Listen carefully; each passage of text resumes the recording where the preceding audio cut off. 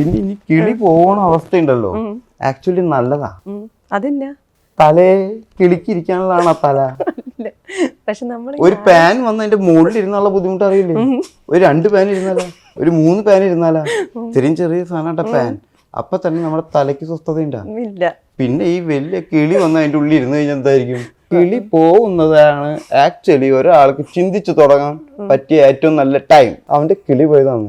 Actually അവന് കിളിയില്ല, കിളിയുടെ കാട്ടവും ഇല്ല, അതിൻ്റെ ഒരു ടോണും പോപ്പും കുട്ടും ഒന്നുമില്ല.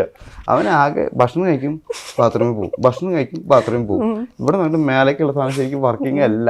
എന്തുകൊണ്ടാണെന്നറിയോ? കിളി പിളവളാന്ന് അടിച്ചോണ്ടിരിക്കുക, പോവാത്ത കിളിയൊക്കെ.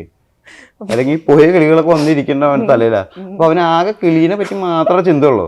ബാക്കിയുള്ളവർ എന്തെങ്കിലും പറയുകയോ എഴുതുകയോ ചെയ്തു കഴിഞ്ഞാൽ ഇവന് കിളി പോയേ, കിളി പോയേ, കിളി പോയേ, കിളി പോണേ, കിളി പോണേ എന്നാണ് പറയേണ്ടിരുന്നത് അവൻ. പക്ഷെ കിളി പോയേ, കിളി പോയേ എന്നാ പറയുന്നത്.